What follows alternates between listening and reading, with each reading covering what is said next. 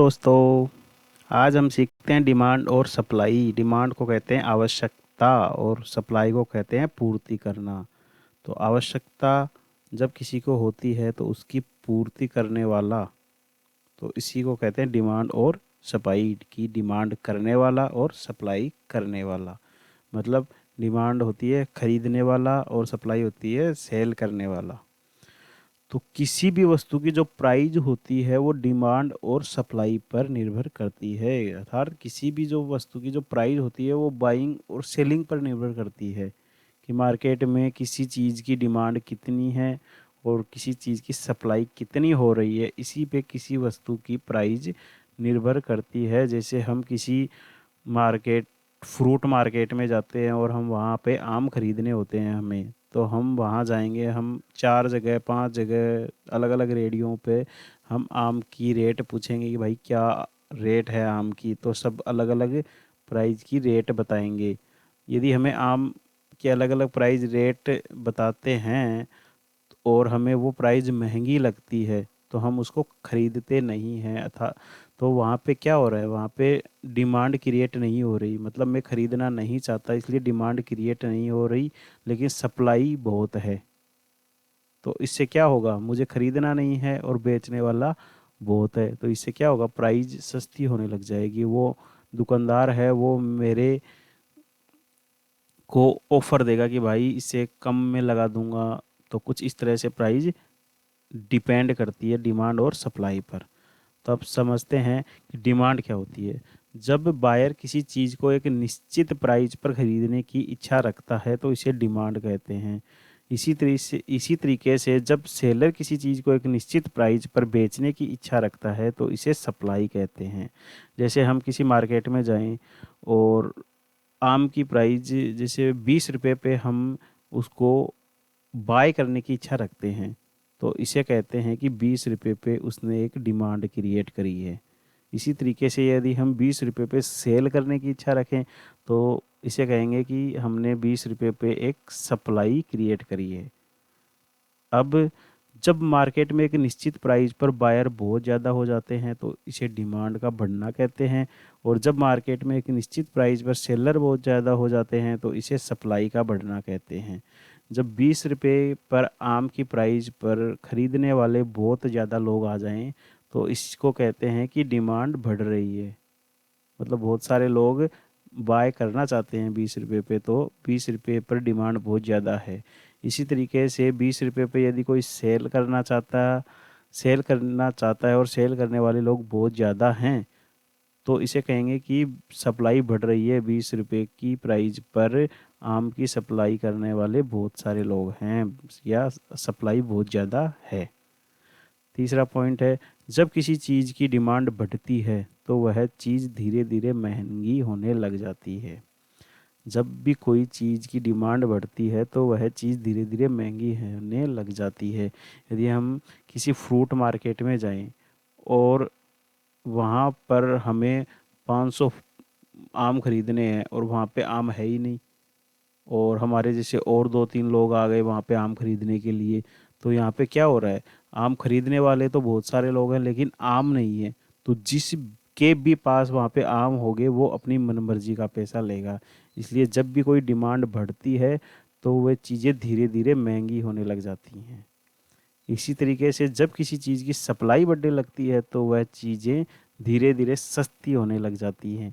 जब हम fruit market में जाते हैं और हमें 100 आम खरीदने हैं और वहाँ पे 20 रेडियाँ हैं और सबके ऊपर 500-500 आम पड़े हैं, तो खरीदने वाला तो कौन है, खरीदने वाला मैं हूँ और कोई नहीं है, और मुझे केवल 100 आम चाहिए, लेकिन बेचने वाले बहुत सारे हैं और उनके पास बहुत सारे आम हैं। तो वहाँ पे क्या होगा, वहाँ पे वो जो सेलर हैं, जो आम बेचने वाले लोग हैं, वो मुझे ऑफर करेंगे कि भाई मैं इससे भी सस्ता लगा दूंगा, मैं उस रेडी वाले से भी सस्ता लगा दूंगा। तो वो क्या करेंगे, अपनी प्राइस को धीरे धीरे कम करते जाएंगे। इसलिए कहते हैं कि जब सप्लाई बढ़ने लगती है तो वह चीज़ धीरे धीरे सस्ती होने लगती है। चौथा पॉइंट है, जब किसी चीज़ की डिमांड कम होने लगती है तो वह चीज़ धीरे धीरे सस्ती होने लगती है। तो ये इसी का उल्टा है कि डिमांड कम होने लगती है। जैसे मैं फ्रूट मार्केट में गया और मुझे आम खरीदने हैं, लेकिन मैं ना खरीदूं तो भी चलेगा, और वहाँ पे आम बेचने वाले भी हैं, लेकिन मुझे 2 आम खरीदने हैं और वहाँ पे 10 आम पड़े हैं। तो वहाँ पे क्या हो रही है कि डिमांड इतनी नहीं है, और भी आम खरीदने वाले लोग नहीं हैं। तो वहाँ पे क्या होगा कि मुझे 2 आम खरीदने में खरीद के निकल जाऊंगा, तो इससे क्या होगा कि वह चीज़ धीरे धीरे सस्ती होने लगेगी। भाई डिमांड कम है, मतलब मैं खरीदना ही नहीं चाहता, और जो सेलर है उसके पास 10 आम पड़े हैं, तो वो क्या करेगा यार, कोई खरीदने वाला ही नहीं आ रहा, तो वो क्या करेगा, अपने दाम को कम करेगा ताकि मैं खरीद लूं। तो इसलिए डिमांड कम है तब भी चीज़ें सस्ती होती हैं। इसी तरीके से जब किसी चीज़ की सप्लाई कम होने लगती है तो वह चीज़ें धीरे धीरे महंगी होने लगती है। सप्लाई कम का मतलब क्या होता है कि जब हम फ्रूट मार्केट में गए और हम देखते हैं कि वहाँ पे जो आम बेचने वाले लोग हैं वो कम हैं, एक ही रेडी है, और हम वहाँ पे आम खरीदने जाते हैं, तो वहाँ आम बेचने वाले कम हैं और खरीदने वाले ज़्यादा हैं। तो क्या होगा, वो जो सेलर है, आम बेचने वाला है, वो अपनी मनमर्जी की रेट लेगा। तो इसलिए जब सप्लाई कम होती है तो चीज़ें धीरे धीरे महंगी होने लग जाती हैं। अब इसको हम एक एग्जाम्पल के साथ समझते हैं। कीमत बढ़ने की क्या वजह होती है। तो यहाँ पे हम एक एग्जाम्पल लेते हैं। देखो, एक आम बेचने वाला है राजू, ठीक है, इसके पास 100 आम है, और यहाँ पे आम खरीदने वाले 4 लोग हैं, राम, श्याम, सोहन और मोहन, और सब 100 आम खरीदना चाहते हैं। ये जो राजू है ये आम को 10 रुपए के हिसाब से बेचने का होर्डिंग लगाता है। ये अपनी दुकान पे 10 रुपये प्रति आम के हिसाब से होर्डिंग लगाता है अपनी दुकान पे। अब यहाँ पे हम देखें तो यहाँ पे आम बेचने वाले के पास आम कितने हैं, 100, मतलब सप्लाई कितनी है, 100 आम की, और यहाँ पे डिमांड कितनी है, ये चारों लोग 100 100 आम खरीदना चाहते हैं, तो 400 आम ये खरीदना चाहते हैं, और यहाँ पे बेचने वाले के पास केवल 100 आम है। तो यहाँ पे सप्लाई क्या है, कम, और डिमांड कितनी है, ज़्यादा। तो जब डिमांड ज़्यादा होती है और सप्लाई कम होती है तब क्या होता है, डिमांड ज़्यादा होती है और सप्लाई कम होती है तो प्राइस बढ़ती है। ऐसे में इन चारों लोगों में जो राजू को आम की ज़्यादा प्राइस देगा, भाई ये राजू है, इसको पता लग गया है कि भाई 400 आम खरीदने वाले लोग हैं और यहाँ पे किसी के पास कोई आम नहीं है, मेरे पास 100 आम है, तो ये अपनी मनमर्जी की रेट लेगा, ठीक है। तो सबसे ज़्यादा प्राइस, इन चारों में से सबसे ज़्यादा प्राइस जो आम की देगा राजू, उसी को अपना आम देगा। जैसे मान लो राम ने 100 आम चाहिए, राम ने 10 रुपये की जगह 11 रुपये का ऑफर दिया कि भाई 11 रुपये में मुझे 100 आम दे दे, ठीक है। तो उसके बाद शाम बोलता है भाई मैं 12 रुपये दूंगा, मेरे को दे दे। सोन बोलता भाई मैं 13 रुपये दूंगा, मेरे को दे दे। मोहन बोलता भाई मैं 15 रुपये दूंगा, मेरे को दे दे 100 आम, 100 आम। तो क्या होगा, राजू मोहन को 15 रुपये के हिसाब से 100 आम दे देगा। तो यहाँ पे क्या हुआ, प्राइज धीरे धीरे बढ़ी, राम ने बढ़ाई, फिर उसके बाद श्याम ने बढ़ाई, फिर सोहन ने बढ़ाई, फिर मोहन ने बढ़ाई, इस तरीके से प्राइस धीरे धीरे बढ़ने लग गई। ऐसे इन चारों लोगों में जो राजू को आम की ज़्यादा प्राइस देगा, राजू उसको ही आम देगा। इस तरह से ये आम खरीदने वाले लोग ही आम की प्राइस को बढ़ा देते हैं। इस तरह से ये जो आम खरीदने वाले लोग हैं, ये चारों लोग ही आपस में कंपटीशन करके, आपस में ऑफर दे दे के उस आम की प्राइस को बढ़ा देते हैं। इस तरह से किसी चीज़ की डिमांड बढ़ने से या सप्लाई कम होने से उस चीज़ की कीमतें बढ़ने लगती हैं। यहाँ पे सप्लाई कम हो गई, यहाँ पे डिमांड बढ़ गई, इन दोनों के कॉम्बिनेशन से कीमत बढ़ती है। अब हम समझते हैं कि कीमत कम होने की वजह क्या होती है। अब हम एक जैसे फ्रूट मार्केट में जाते हैं, वहाँ हम जाते हैं तो जैसे ये राम है, उसको 100 आम खरीदने हैं और वो फ्रूट मार्केट में आम खरीदने के लिए जाता है। तो वहाँ पे उसको 3 दुकानदार मिलते हैं। सोहन के पास 500 आम है, मोहन के पास 400 आम है और रोहन के पास 450 आम है। तो टोटल आम कितने हो गए, 1350 आम। तो यहाँ पे सप्लाई कितने आम, सप्लाई क्या है 1350, और डिमांड क्या है 100 ही आम। तो मतलब सप्लाई तो ज़्यादा है और डिमांड कम है, मतलब डिमांड कम है और सप्लाई ज़्यादा है। ये तीनों आम को 10 रुपये के हिसाब से बेचने का होर्डिंग लगाते हैं। ये तीनों लोग अपने अपनी दुकान के ऊपर 10 रुपये के हिसाब प्रति आम का होर्डिंग लगाते हैं। ठीक है, अब राम मार्केट में जाता है तो वो एक एक के पास जाता है। अब उसको क्योंकि खरीदना 100 ही आम है, ठीक है, और तीनों के पास आम बहुत सारे हैं। तो अब ये जो तीनों बेचने वाले लोग हैं, इनको पता है कि भाई कोई खरीदने वाला है ही नहीं, केवल 100 आम खरीदने वाला है। तो ये सब चाहेंगे कि भाई ये ग्राहक मेरे पास आए, ये ग्राहक मेरे पास आए, ये ग्राहक मेरे पास आए। तो ये तीनों लोग क्या करेंगे, ऑफर करेंगे कि भाई 10 रुपये में वो दे रहा है, मैं 9 रुपये में दे दूंगा तेरे को। तो ठीक है, तो सोन बोलता है भाई मैं 9 रुपये में दे दूंगा तेरे को, तो मोहन बोलता है भाई मैं 8 रुपये में ही दे दूंगा तेरे को। तो रोहन बाद में ऑफर करता है भाई मैं तेरे को 7 रुपये में ही एक आम के हिसाब से दे दूंगा।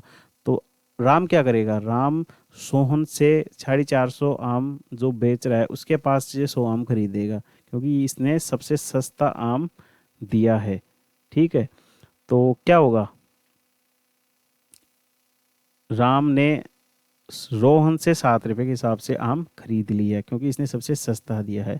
ऐसे में इन चारों लोगों में जो आम सबसे कम प्राइस में देगा, राम उसी से आम खरीदेगा।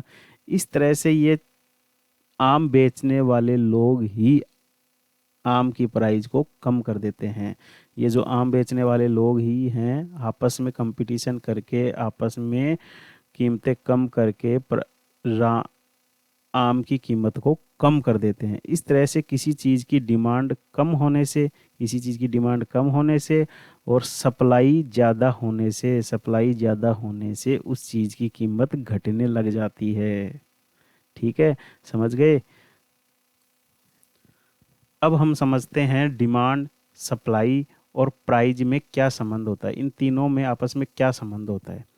डिमांड और प्राइस हमेशा एक दूसरे के साथ चलती हैं। जब भी डिमांड बढ़ती है प्राइस भी बढ़ती है, जब डिमांड घटती है प्राइस भी घटती है। इसी के साथ जो दूसरा है, सप्लाई और प्राइस हमेशा एक दूसरे के विपरीत चलते हैं। मतलब डिमांड और प्राइस तो हमेशा एक दूसरे के साथ चलते हैं, लेकिन जो सप्लाई और प्राइस है वो एक दूसरे के विपरीत चलते हैं। जब सप्लाई बढ़ती है प्राइस घटती है, जब सप्लाई घटती है तो प्राइस बढ़ती है।